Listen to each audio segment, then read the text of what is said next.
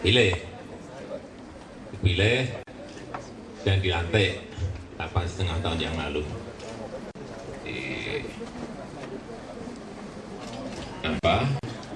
Di lantiknya hari Jumat dan hari Sabtu libur, hari Minggu libur, hari Senin. Saya tuh nggak pernah upacara, gitu. 25 tahun nggak pernah upacara. Begitu saya masuk hari Senin, disuruh upacara dan jadi inspektur upacara. Pan naiknya langsung, gitu. Nggak pernah ikut upacara lebih dari 25 tahun. Hari Senin langsung disuruh jadi inspektur upacara. Saya tanya ke protokol, gimana jadi inspektur upacara? Gampang Pak. Nanti kalau ada komandannya lapor, Bapak jawab aja, laksanakan. Oh, gampang kalau gitu. Terus nanti kalau komandannya apa hormat, Bapak hormat. Gampang. Terakhir kalau lapor upacara selesai, Bapak aja bubarkan. Oh, laksanakan, terus hormat, terus bubarkan. Gampang. Kayak itu, tapi ya apa-apa tuh masih harus belajar. Meskipun kelihatannya gampang, itu nggak belajar. Sama juga kewirausahaan ini juga sama. 7/4 jadi seperti upacara maju. Saya ini kan kurus, hanya 54 kilo, nggak gagah gitu, nggak gagahin maju dari podium. Kayak gitu. Gini kan, komandan maju. Itu di hadapan kira-kira 4.000 karyawan kita saat itu 11.000, yang ikut upacara hanya 4.000. Kan? Komandan maju, lapor, bla bla bla bla bla. Saya jawab, laksanakan. Dia balik, selamat 1. Selamat kan, sudah balik, selamat. Yang kedua, ini yang kedua ya. Apa? Begitu apa? Hormat, gerak, kayaknya juga hormat kan. Saya tunggu lama kok nggak disuruh.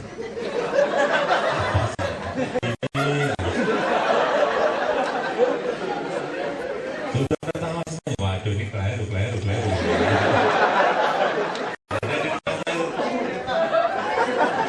Pas sampai sudah bermenit, sudah tertawa semuanya.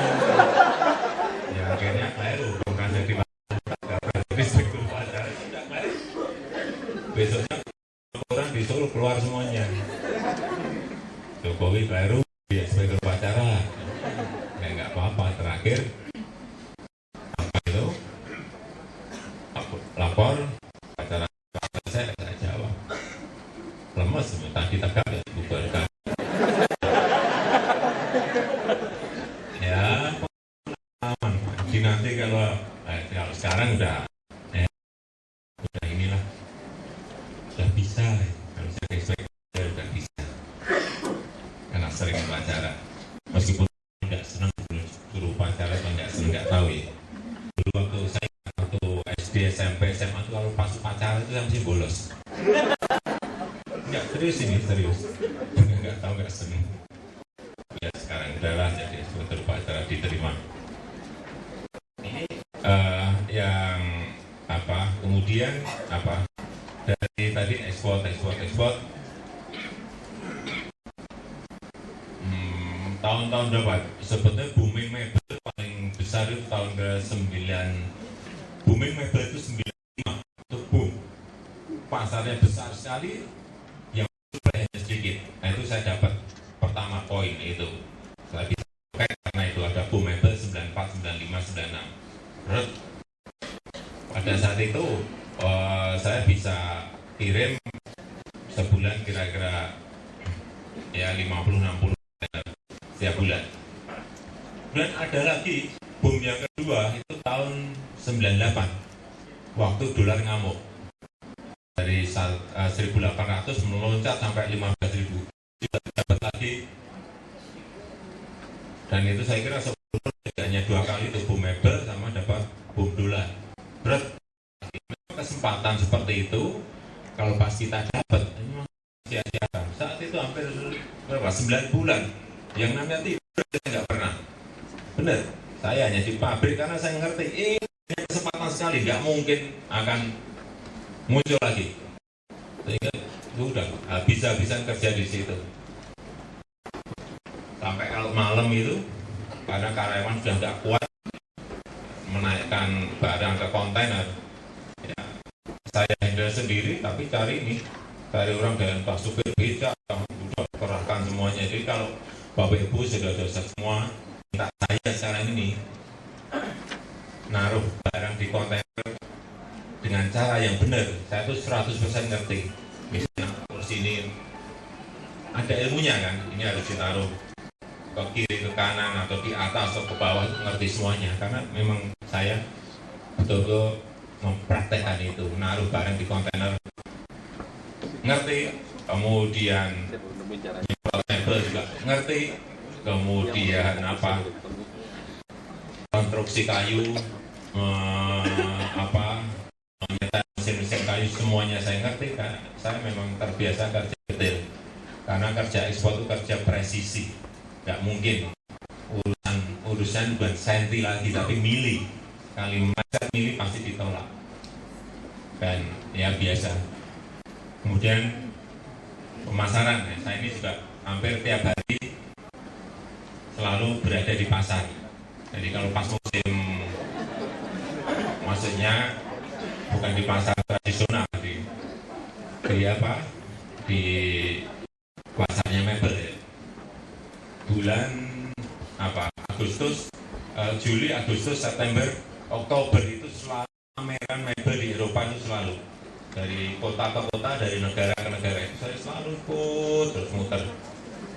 Kalau di Jerman, di Bonn, di Frankfurt, kemudian pindah lagi kalau di Belanda di Utrecht, kemudian kalau di Prancis di Paris, di Maison Objet, kemudian pindah lagi ke Madrid, pindah lagi ke Barcelona, pindah lagi ke Milan. Ya hobinya pameran. Produk kita semuanya untuk ekspor sampai sekarang. Dan setelah masuk ke birokrasi, kembali lagi bedanya ini birokrasi dengan di dunia usaha memang seperti yang kita lihat di layar, ya, seperti itu. Jadi perbedaannya banyak sekali. Dan saya pengen memang birokrasi ini tidak 100% harus kayak dunia usaha, tidak. Tapi paling tidak ada hal-hal yang penting yang bisa kita rubah di situ sehingga sebuah proses tidak melalui terlalu banyak meja. Ya, kalau bisa hanya 2 meja, kenapa harus 20 meja? Kalau hanya 3 meja cukup, kenapa harus 3 meja? Ini yang terus kita rubah sehingga pola-pola birokrasi yang rutinitas, yang monoton ini selalu kita perbarui karena memang kita ingin ada sebuah kecepatan pelayanan di sisi birokrasi. Jadi memang orientasi kalau di birokrasi itu orientasinya orientasi prosedur, prosedur oriented. Kalau di dunia usaha orientasinya hasil, riset oriented. Ini yang menjadi pembeda. Inilah yang terus kita lakukan perubahan sehingga ya prosedurnya terpenuhi, tetapi hasilnya bisa menjadi sebuah tujuan akhir yang memang harus dicapai. Jangan sampai hanya prosedurnya aja yang diikuti, ada hasilnya nggak jelas. Ini juga menjadi sebuah sebuah hal yang tidak baik. Terus kemudian kita juga ingin merubah dari sebuah pola dari government project kepada people project. Ini penting sekali karena kalau semuanya pada proyek pemerintah kemudian proyek rakyatnya tidak tergarap, ini juga akan menjadikan kemanfaatannya itu kurang dirasakan oleh masyarakat. Terus kemudian Bapak Ibu semuanya, sekarang kan eranya era horizontal, ya. Semua orang tahu ya, era sekarang era horizontal, jadi sudah tidak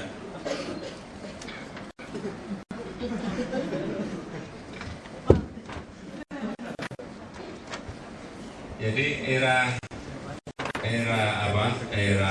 sekarang ini era horizontal. Jadi sudah bukan era eksklusif lagi. Saya kira korporasi, dunia usaha, pemerintahan ini memang harus mengikuti mengikuti era horizontal ini. Kalau enggak ya ambruk. Seperti yang kalian sekarang Libya, betapa kuatnya ambruk karena mereka tidak sadar bahwa era sekarang sudah berubah, sudah era horizontal. Mesir juga sama, ambruk ini ambruk lagi karena menyadari bahwa era sekarang sudah era horizontal, bukan era eksklusif. Era eksklusif vertikal itu sudah ditinggal. Misalnya gubernur hanya bergaul dengan kota, yang bergaul dengan menteri akan ditinggal oleh masyarakat karena sekarang semuanya harus mengarah pada era horizontal. Kalau korporasi yang mau membangun marketing komunitas misalnya sama seperti di pemerintahan. Kenapa tiap hari waktu saya 80-90% saya gunakan ke masyarakat ya karena era ini sudah era horizontal, bukan era vertikal lagi, bukan era eksklusif lagi. Sudah memang zamannya zaman itu. Jadi kalau kita nggak mengikuti era perubahan zaman ya akan tergilas gitu. Kenapa saya tiap hari ke kampung, ke wilayah RT, ke wilayah RW, kanan kiri bantaran sungai, ya, ke pasar tradisional, ya kan sebetulnya problem persoalan masalah itu ada di sana, bukan di mana-mana. Kenapa keluar kartu ini? Kartu Jakarta Sehat seperti ini, ya kan lapangan mendaki itu, masyarakat membutuhkan ini. Dari mana saya tahu? Ya, dari luar masuk kampung yang saya lihat itu banyak masyarakat yang anaknya tergeletak sudah 4 tahun, sudah 3 tahun nggak bisa ke rumah sakit, bapaknya sudah sakit 5 tahun, 7 tahun nggak bisa ke rumah sakit, ibunya sama berbulan-bulan sakit nggak bisa ke rumah sakit karena nggak punya kemampuan. Ini fakta, realita yang saya lihat di lapangan, dan itu bertumpuk-tumpuk bertahun-tahun nggak terurusi, sehingga waktu ini dikeluarkan diberikan kepada masyarakat, rumah sakit langsung penuh, orang berbondong-bondong ke sana semuanya, dan ruangan tercukupi. Tapi dari sisi menyerahkan ini ke masyarakat, program ini sudah betul, jangan dibolak-balik.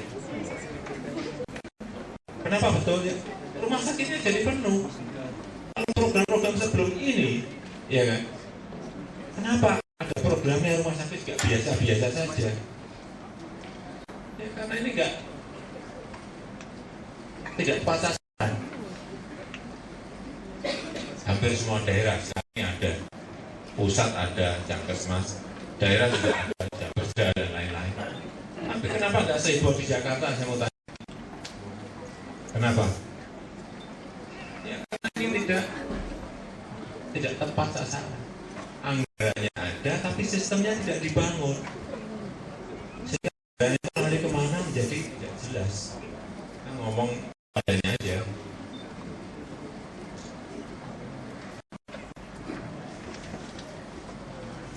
Nah, kalau keluar kemudian rumah sakit budak, ini yang betul. Perkara rumah sakitnya kurang ruang itu persoalan yang harus kita selesaikan. Kalau saya berpikir, kalau pengusaha biasa memang seperti itu, ya, pakai berpikir otak kanannya asli, putuskan dulu, ada masalah selesaikan sambil meskipun juga sudah kita kalkulasi, kita hitung, kita sawur-sawuran hanya ini bukan biarin, kan nggak seperti itu, sistemnya disiapin, ya kan, tapi kalau nggak cepat-cepat diputuskan, ya, bertumpuk-tumpuk, orang semakin banyak yang sakit. Begitu juga yang kartu Jakarta juga sama. Kalau di bawah anak-anak nggak sekolah banyak sekali, jangan dipikir di Jakarta nggak banyak sekali yang putus, yang nggak banyak. Sehingga keluar ini juga karena ada problem itu.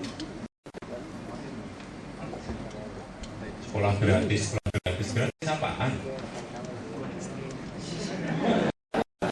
gratiskan SPP-nya.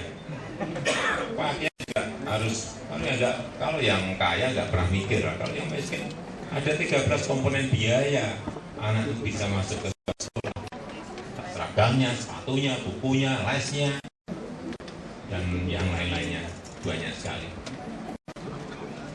Dan itu untuk yang nggak punya sangat memberatkan, nggak keluar kartu itu karena ada produk itu. Terus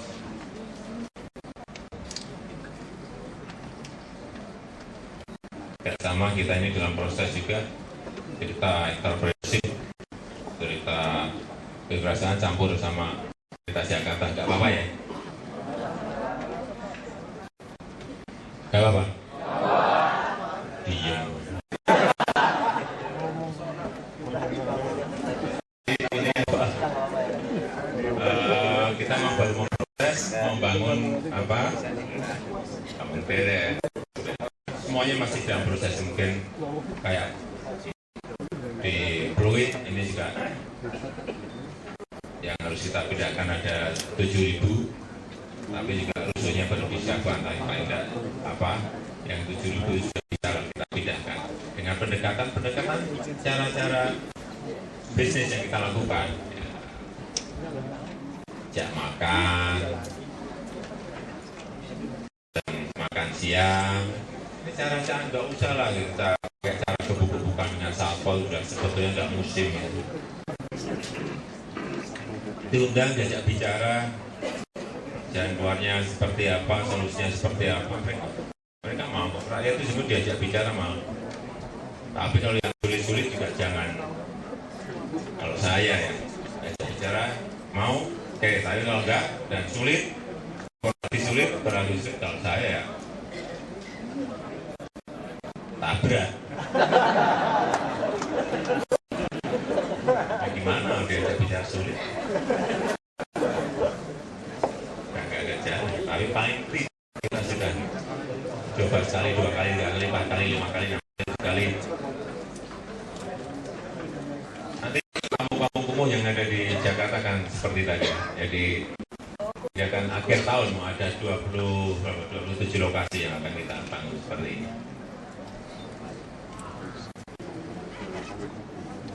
Kemudian juga lelang jabatan. Kita ini sudah berpuluh-puluh tahun dan menonton rutinitas seperti itu, nggak pernah diinovasi, nggak pernah diperbarui, nggak pernah bicarakan cara bagaimana agar birokrasi ini mempunyai yang di front depan ini mempunyai jiwa melayani. Nggak pernah. Nah, sudah, mungkin Bapak Ibu semuanya dapat lurah ya sudah, lurahnya siapa juga nggak ngerti, namanya juga nggak ngerti, dapat camatnya apa juga nggak ngerti, wali kotanya siapa juga nggak ngerti. Tinggalnya di mana coba? Saya mau tanya Pak Wali Kota Jakarta Barat, ada yang tahu enggak namanya? Tahu kan? Tuh, kenapa Wali Kota itu saya lantik di luar ruangan? Karena biar masyarakat kenal, oh ini loh Wali Kotanya. Itu. Masa sudah bertahun-tahun, berpuluh-puluh tahun, kalau kita melantik Wali Kota, melantik gubernur selalu di dalam ruangan. Yang hadir itu juga hanya dari birokrasi, dari pemerintahan. Rakyat kenal wali kotanya, pimpinannya dari mana? Kamu tanya. Pesan yang mau saya sampaikan itu, padahal yang dipimpin itu rakyat, bukan birokrasi apa. Jadi wali kota itu hanya memimpin birokrasinya, tidak. Ya ada yang saya lantik di tempat pembuangan sampah, ada yang saya lantik di rusun, ada yang saya lantik di pinggir Setu Babakan, ada yang saya lantik di dunia juga baru ini, saya lantik di tepi pantai, ya,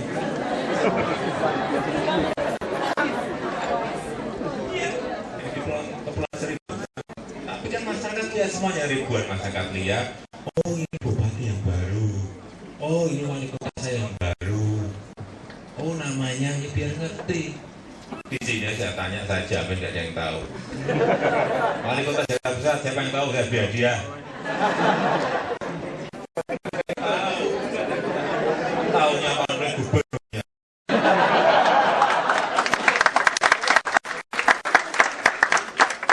Proses ini yang kita, proses lelang jabatan yang kita pakai untuk mereform birokrasi.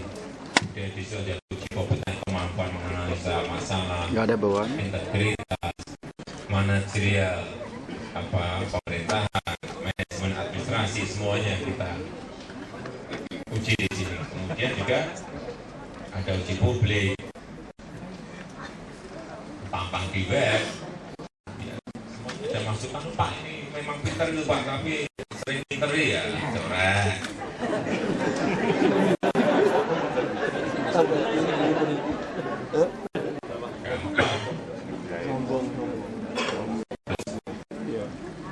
Ini online, ini pajak-pajak yang di Jakarta sekarang sudah mulai Januari yang lalu sudah kita online kan, dari hotel, tempat hiburan, parkir, restoran, semuanya yang temukan di ini cara-cara seperti ini saya mulai dikenalkan di pemerintahan kita, sehingga setiap detik kita bisa cek berapa uang yang masuk dari hotel, dari parkir, terus ini Bapak Ibu Saudara semuanya, ini sudah honorer yang 14 tahun yang lalu direncanakan, 14 tahun yang lalu direncanakan. Terus yang MRT yang ini sudah 24 tahun yang lalu direncanakan, 24 tahun lalu, ulang-ulang. Kuala Lumpur itu rencananya duluan kita, rencananya semuanya duluan kita semuanya, tapi yang memilikinya, yang punya duluan dia 11 tahun yang dia sudah punya, 11 tahun yang lalu sudah punya dia. Kita baru mulai akan punya.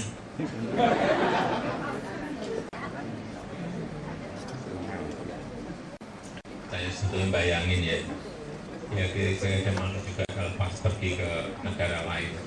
Saya pengen punya sebetulnya, ya paling tidak lah 1 kilo gitu aja lah, gak usah.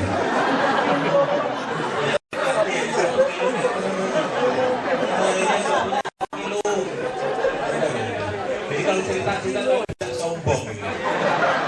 Dia cerita MRT, saya juga punya, udah hubungan misalnya, udah.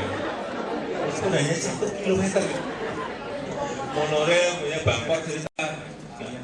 Sering kan kita dapat kunjungan-kunjungan itu, gimana transportasi massal di Jakarta? Malu, nggak punya. Mereka sudah cerita MRT, subway, sudah cerita monorail, kita ini hanya. Saya mau nyeritain bus juga malu. Busnya Kopaja sekali ya. Inilah Jakarta.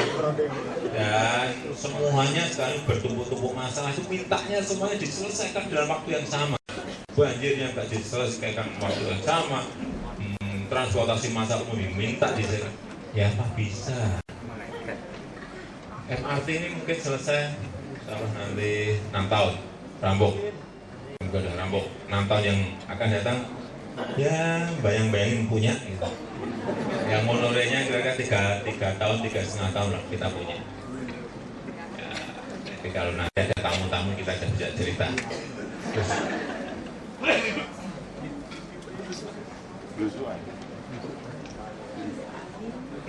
sebetulnya apa sih kalau saya memimpin sebuah kota, memimpin masyarakat, tanya satu sebetulnya, mau mendengar dan memperhatikan apa yang menjadi keinginan masyarakat. Tanya itu aja, nggak ada yang lain.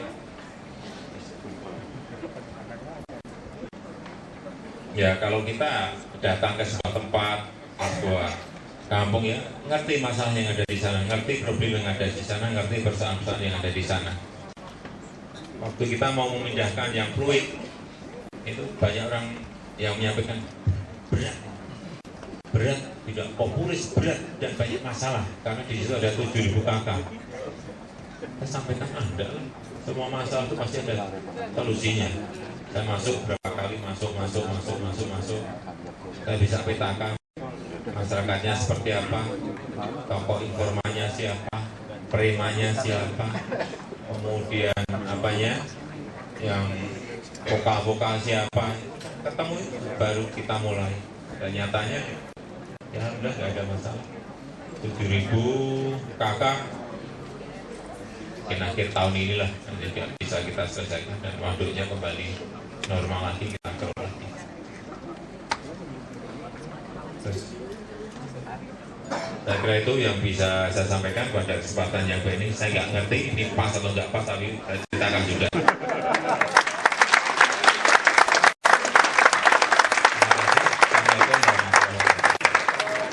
Kita harus selalu mendengar dan memperhatikan, ya Pak ya.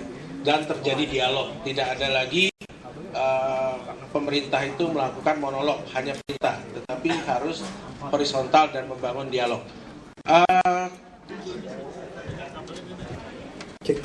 Ya, terima kasih.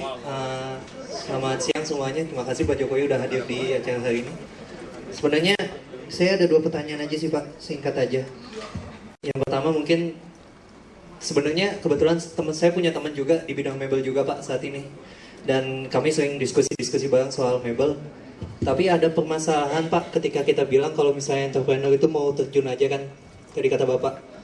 Ketika kita mau coba untuk terjun, ada permasalahan ketika ada produk-produk pesaing Pak dari luar yang dimana mereka jauh lebih harganya lebih murah dan lebih ringan lah, seperti itu loh Pak. Jadi kayak ketika kita mau terjun di bidang entrepreneur sudah kalah duluan dengan produk-produk asing yang lebih jauh lebih murah, dan kita merasa kalau misalnya untuk dukungan dari pemerintah itu masih belum cukup ada gitu terhadap antara produk lokal dengan produk asing. Itu menurut Bapak gimana cara untuk mengatasi pesaing dari mungkin produk-produk dari luar Indonesia yang jauh lebih murah kalau misalnya kita jual di pasaran? Dan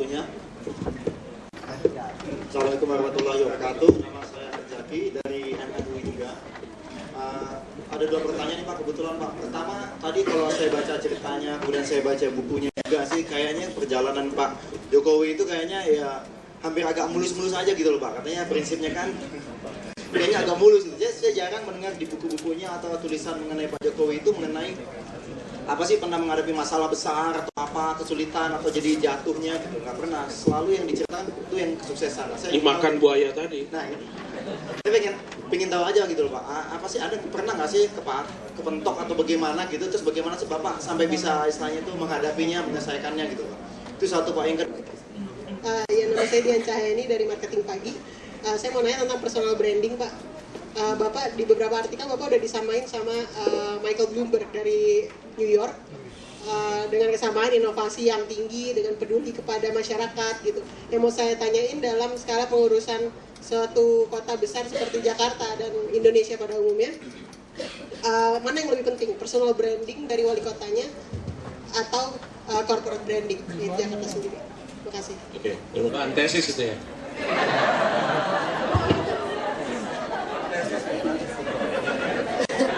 Pertanyaannya sulit-sulit semuanya. Yang pertama, ya kita mau terjun di bisnis apapun sekarang ini memang harus benturan dengan produk-produk asing, dengan pengusaha-pengusaha asing. Apalagi nanti 2015 kita sudah buka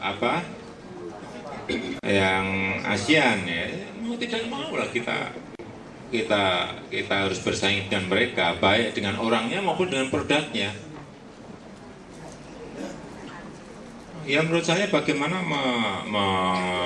mengefisiensikan seluruh biaya-biaya yang ada di korporasi atau di perusahaan kita, sehingga dari sisi kompetisi harga kita punya. Dulu saya pernah ngalami tahun-tahun 2006, 2004 ya. Produk-produk kayu, produk-produk mebel itu kalah bersaing, terpaut kira-kira hampir 20% harganya dengan produk-produk yang dari China. Banyak yang sudah 70% lah ambruk karena nggak kuat bersaing. Tetapi sekarang berbeda, harga mereka jauh lebih tinggi, sehingga saat itu memang yang paling penting bertahan bagaimana agar perusahaan tidak terguling, hanya itu aja. Nyatanya benar, karena mereka sekarang gaji ke karyawan di sana tinggi, biaya hidup tinggi, ya sudah semua jadi tinggi. Dengan kita yang masih stabil kalah sekarang. Banyak sekarang pembeli buyer yang dulu sudah meninggalkan kita sekarang balik lagi ke Indonesia. Ya. Yang paling penting kan tadi saya sampaikan 3 hal tadi ya, ada competitive price, ada quality, hanya itu aja. Kalau ini dijaga, kalau untuk produk ekspor saya kira, dan dimanapun lah, di pasar lokal pun kalau kita nggak mampu bersaing dari sisi kualitas, dari sisi harga, ya kelindas. Memang dunia usaha seperti itu, kompetisi itu sangat ketat sekali. Jadi produk apapun diajak saingan harus siap. Ya memang kalau di bedanya negara kita dengan di China memang sangat beda sekali. Mereka banyak mendamping dari sisi biaya-biaya marketing. Saya berikan contoh, pameran kayak pameran di Eropa atau di Amerika yang kita lihat, mereka ke sana itu biaya oleh pemerintah. Saya ingat betul tahun 90-an, 90, 91, 92, waktu pameran pertama di Eropa itu, dari produk-produk dari Cina itu paling yang kita dulu punya berapa? 7 stand itu ya. Mereka hanya punya 2 stand. Kita masih bangga. Begitu 20 tahun, kita juga masih punya 7 stand. Tapi dia sudah punya 300 stand. Itu yang harus kita pelajari di situ. Setelah resistensi birokrasi ya biasa lah. Kalau dimanapun, kalau ada sesuatu yang baru, kayak tadi yang saya ceritakan lelang jabatan tadi ya biasa ada resistensi. Saya waktu mengeluarkan itu sudah di bawah, ada yang rapat-rapat sampai 40 orang, 60 orang, gimana cara agar ini tidak bisa nggak terselenggara gitu. Tapi ya namanya sesuatu yang baru pasti ada yang senang, ada yang tidak senang. Tapi kalau kita memang strong dan kuat dengan alasan yang logikanya masuk ya nyatanya nggak ada masalah. Ya tadi kan sudah saya sampaikan, pernah dimakan buaya tapi tetap hidup, pernah ke cebur di jurang, juga ke sungai. Yang paling penting ya memang jangan, kalau ke cebur sungai jangan kelelep langsung tenggelam hilang. Ya berusaha lah, nggak bisa berenang nggak apa-apa, tapi cari kayu, cari apa supaya bisa pegangan itu.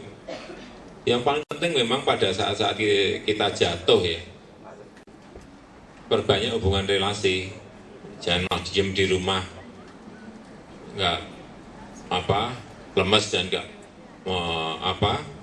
tidak mempunyai reaksi apa-apa terhadap problem yang baru kita hadapi. Pokoknya makin nggak senang. Yang mau jadi presiden siapa?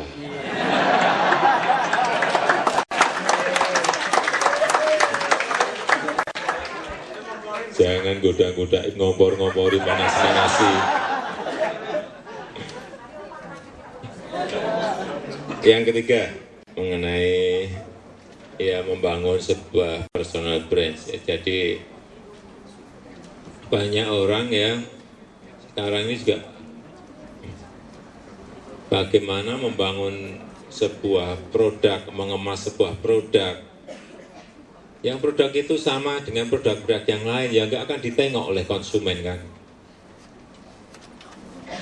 Produk sama, dalam orang juga sama. Kemudian membangun diferensiasi yang membedakan Jokowi dengan yang lain itu apa? Ya harus dibangun. Kalau enggak ya apa bedanya produk ini dengan produk ini? Sama. Ya untungnya saya sudah memarketingi barang itu sudah 23 tahun itu.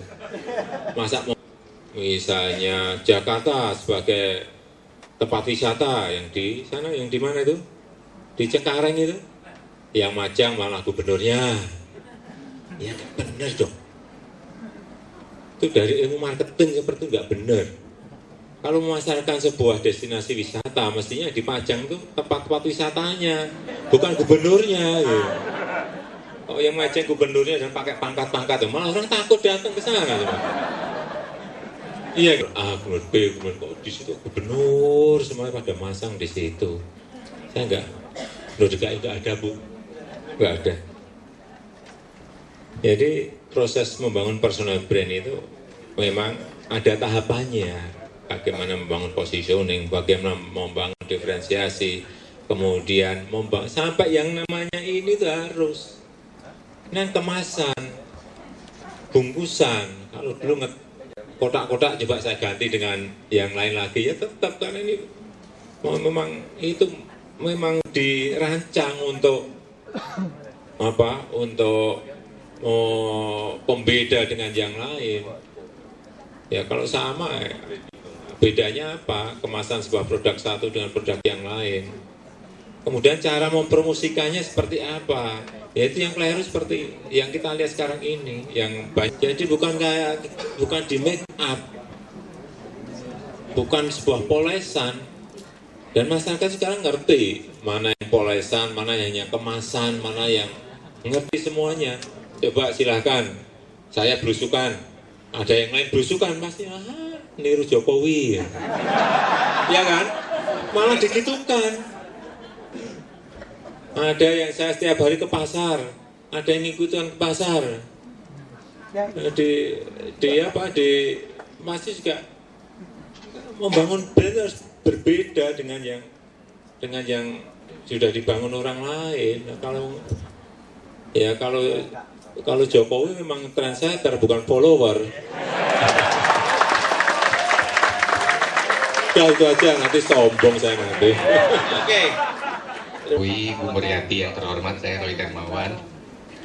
Semoga Pak Jokowi masih ingat ketika kuliah umum di Depok, saya mewakili pimpinan universitas untuk mendampingi Bapak. Waktu itu Bapak pakai baju kotak-kotak, sekarang tidak pakai, sekarang saya pakai kotak-kotak. Pak Gubernur, mohon berkenaan dengan sebuah sistem dan budaya yang sudah terbentuk, bahwa mungkin budaya itu dalam melaksanakan lobbying bisnis itu tidak pada umumnya tidak bisa begitu terlepas dari sistem mungkin masuk kolusi ya Pak, dan itu sebagai budaya. Apakah dengan sebuah leadership and clear vision itu bisa dirubah total? Terima kasih.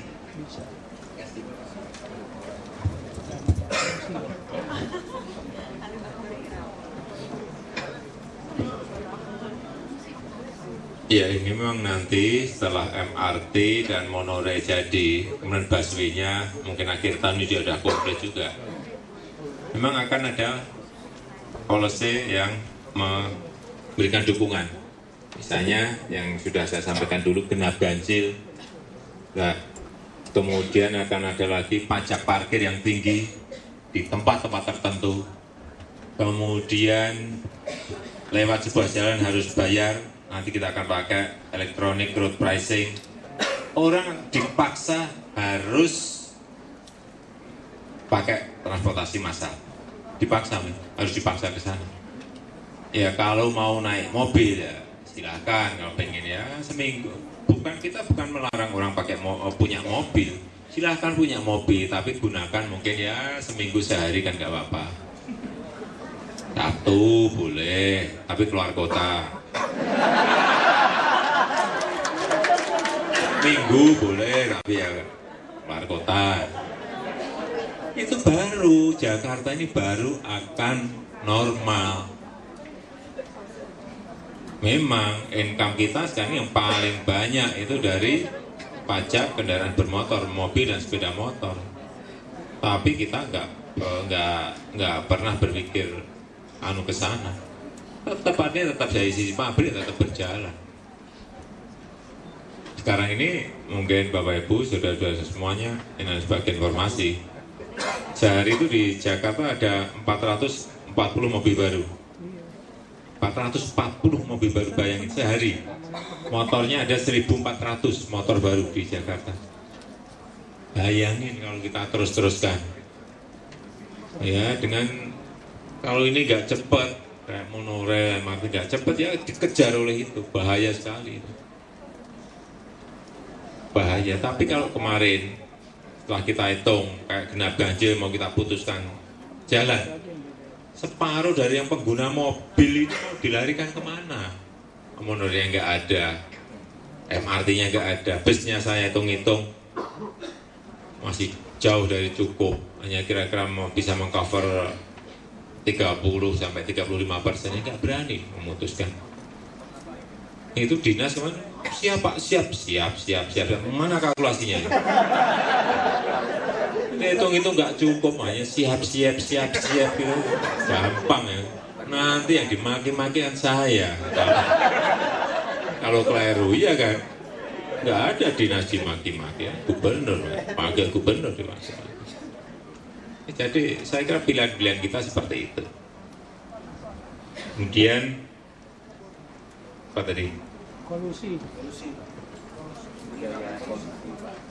Yang kedua, kita ini membangun sistem, membangun sistem. Sebagai contoh, saya berikan contoh perizinan. Perizinan sekarang kan nggak jelas ya. Ini juga sistemnya baru kita siapin, mungkin 3 bulan lagi rampung. 8 bulan baru selesai. Setahun baru selesai. 6 bulan baru selesai. Tergantung berapa yang diberikan pada birokrasi kita kan. Dan kita ngerti, tapi seperti itu sulit dibuktikan. Tapi ngerti bahwa itu ada. Kalau sistem itu diperbaiki, baik dengan online maupun dengan sebuah teknologi yang cepat, 6 hari harus jadi, SIUM TDP sehari harus jadi. Kalau sudah cepat seperti itu, apa yang mau dikolusikan lagi? Dan itu sudah saya lakukan 8 tahun yang lalu di Solo. Sama dulu di Solo juga 7 bulan, 8 bulan. Saya potong mejanya, potong jadi maksimalnya 6 hari. Ya sudah, nggak ada apa-apa. Mau apa? Pengusaha mau datang sudah SIUM TDP-nya sehari, mau masih dikolusikan apa lagi gitu. Kemudian yang sekarang sudah kita terapkan kayak pengadaan barang dan jasa online. Mau apa lagi? Pakai e-prok ya. Mau apa lagi? Ya memang sistemnya yang dibangun. Orangnya juga dipilih. Yang ngikuti sistem itu dipilih. Yang lain akan terangkut oleh arus besar ini. Kalau enggak ya, yang sedikitnya terangkut oleh arus yang sudah berpuluh-puluh tahun. Itu perlunya sebuah pemerintahan yang kuat satu-satu. Ya kayak tadi masalah lelang jabatan. Kalau dulu lelang di mana-mana yang namanya pengangkatan lurah, camat, kepala dinas itu diduitkan. Ya, ngomong bla-bla aja. Karena tertutup. Sekarang terbuka seperti ini mau apa? Nilainya juga jelas. Lulus atau tidak lulus juga jelas. Mau apa? Ini tuh sekali lagi membangun sistem. Sistem ini yang diperlukan sekarang ini. Sistem untuk SDM-nya, sistem untuk perizinannya, sistem untuk pengadaan barang dan jasanya. Tapi sistem apapun tanpa sebuah manajemen pengawasan, tanpa sebuah manajemen controlling yang baik, ya juga akan bubar juga. Oleh sebab itu kenapa saya selalu dadak di kelurahan, dadak di kecamatan, dadak di puskesmas. Itu salah satu dari manajemen controlling yang kita lakukan. Kemudian juga manajemen pengaduan dari masyarakat kita olah. Bener enggak, cek lapangan bener enggak, bener. Potong, copot, ganti yang lain. Udah cara-cara seperti itu. Kita ini ingin membangun sebuah budaya yang baru, sebuah kultur baru di birokrasi. Emang harus seperti itu. Tapi Bapak Ibu semuanya jangan berpikir kita langsung bisa balik kan kayak gini. Karena ini sudah kejadiannya berpuluh-puluh tahun. Ini juga perlu waktu untuk membangun sistem, membangun orangnya juga nggak mudah. Tapi saya meyakini dengan cara-cara seperti itu, kita yakini pemerintah kita akan menjadi lebih baik. Dan perlu Bapak Ibu sudah ketahui, SDM di birokrasi itu sebenarnya sangat bagus sekali. Di DKI ini yang profesor banyak, doktornya banyak, MM-nya hampir semuanya. Nggak tahu MM dari mana, Tapi saya lihat gitu semuanya. Ya artinya secara SDM kan baik gitu. Hanya sistem ini mendukung enggak dari SDM yang ada ini. Saya kira itu Bapak yang bisa saya sampaikan. Saya mengucapkan terima kasih atas undangan ini. Dan mohon maaf apabila ada hal yang kurang berkenan di hati ibu dan bapak sekalian. Terima kasih. Wassalamualaikum warahmatullahi wabarakatuh. Terima kasih Pak Jokowi.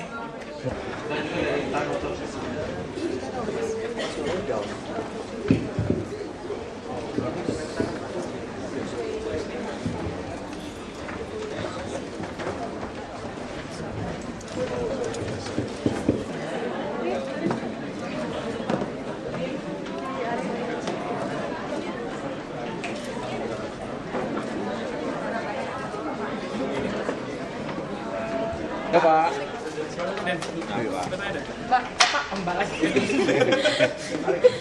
Pak, banyak Pak. Pak, pengurangan jam kerja PNS itu berlaku mulai kapan sih Pak? Selama puasa. Selama puasa. Itu berapa jam pengurangannya?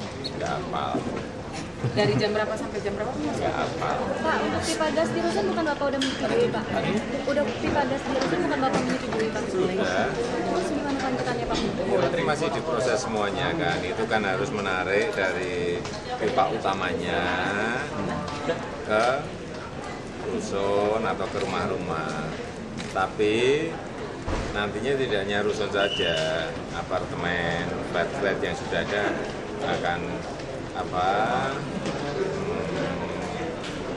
disambung dengan pipa-pipa karena itu lebih murah, lebih aman dan lebih murah. Saya sudah mendorong secepatnya, tanya ke PGN, tapi terasi-terasinya juga sudah kita setujui. Harganya gimana Pak? Harga yang PGN? Harga gasnya? Gasnya sendiri gimana? Harga gas?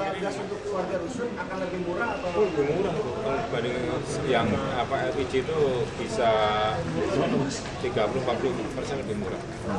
Itu kan memang harga gas bumi kan memang lebih murah dari LPG Pak. Maksud saya dikurangi lagi, diberi subsidi atau gimana?